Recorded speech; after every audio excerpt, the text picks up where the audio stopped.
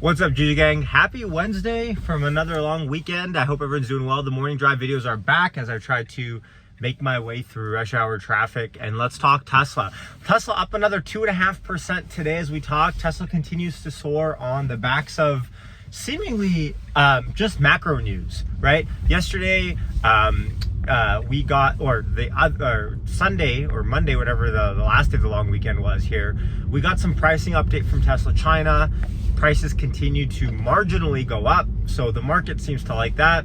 On top of that, we got a really cool CPI report for inflation. Today, PCI came out much cooler than expected, so the economy really is kind of in this shamble mode, if you want to call it so. And so as we look at Tesla and we look at the NASDAQ, they continue to soar. Tesla up another 2.5% today. Yesterday was up 4 something percent. Of course, you know, it feels like just yesterday we were talking about going sub 200 again and staying under there. Tesla now closer to 240. So it's Tesla is this yo-yo of a stock that you kind of go crazy if you want to follow day to day, and that's why I guess we're here.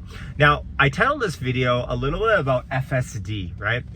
As we sit here, we talk, it's November the 15th or 16th, right? And we talk about FSD version 12.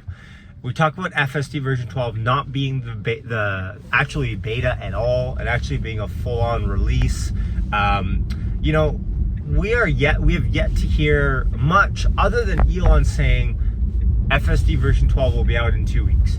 And of course, Elon saying FSD version 12 will be out in 2 weeks is kind of a funny joke that he's got going on. So I don't know how much of that really to buy. I'm gonna park over here on the side.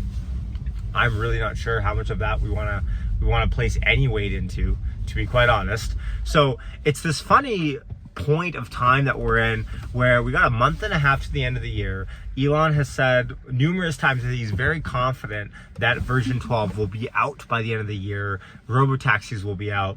And we talk about how exciting that is. Yesterday, Kathy Wood was on CNBC. She talks about FSD, and she was asked about Ford, GM, of course, with their autonomy, with their EVs, but also Waymo and Cruise.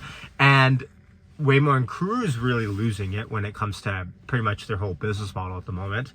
And she says, she continues with the kind of the spiel that Tesla has 5 million robo-taxis out there already that are collecting data, corner cases, and has the most data that really anyone could want. And this is just a big data play. Let me take this out for a second. And this is just one big data play. And the CNBC anchor continues to ask about, do you think Ford and GM will be out? Do you think they'll be bankrupt? And she actually paints this interesting illustration of the investor base. She says, and this is obvious, you know, to us talking, it's not like this is this is news at all. But she says, you know, the people that invest in Ford and GM, you know, these investors are not looking for growth. They're looking for their dividend. They're looking for their steady Eddie value stock. They're not in a position, and I'm reading in between the lines of what she says. She's not, these investors in these companies are not really in the position to be on the frontier of technology and pushing that company forward to do so. They're in a completely different stage of their, I would say, terminal level of their company. And now we contrast that with us Tesla investors, let's say. And yes, timelines suck. Let's be honest. Timelines have not matched up for one reason or another to our expectations for the most part, right? Cybertruck, FSD, Roadster, whatever you want to insert in here.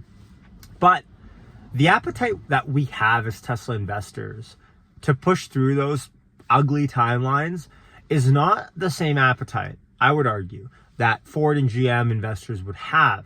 Namely because people that are investing in Tesla generally know this is a future play. This is a growth play, right? This isn't a value play, right? It's not like Tesla's giving us dividends, right? And so I think that's really interesting because it opens up the company. And Elon's going to be Elon no matter what we think. But it really opens up and allows the company to invest for not tomorrow, not the day after tomorrow, but a year from tomorrow, right?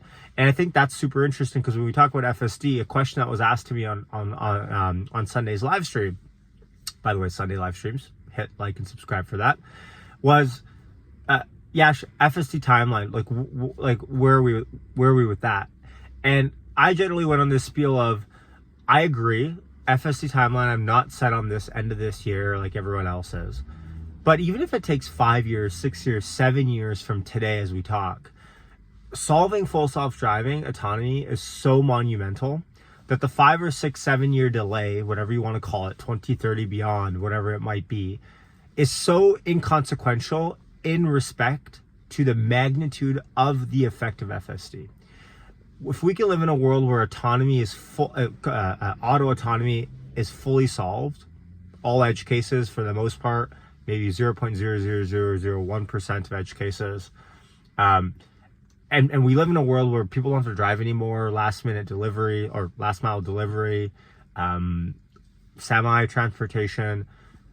The absolute magnitude of that is so huge that I'm willing to bite my tongue to wait for it, because it doesn't matter in the grand scheme of things. Looking back in 2040, when it was solved, it's just more important that it was solved, right?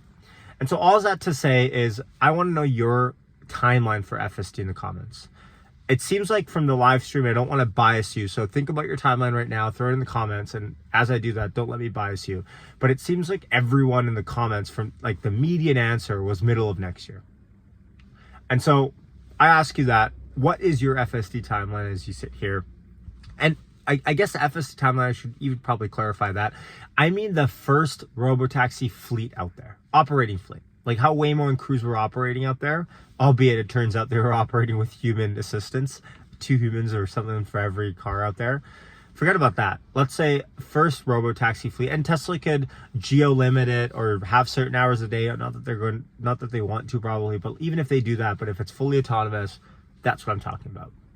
Throw your comments, throw your guess of that in the comments. Much love. Happy Wednesday. Hope everyone has a wonderful end of the week. Happy hump day, I guess. I hate those sayings, but have an amazing week ahead. Hit like and subscribe on your way out. If you want to support the Juju Gang, you want to become a Juju Gang member, feel free to patreon.com/hitthatbed, or hit that join button after you hit subscribe, join us on Discord and continue the conversation. Much love. I'll catch you in the next one. Yash signing off. Peace.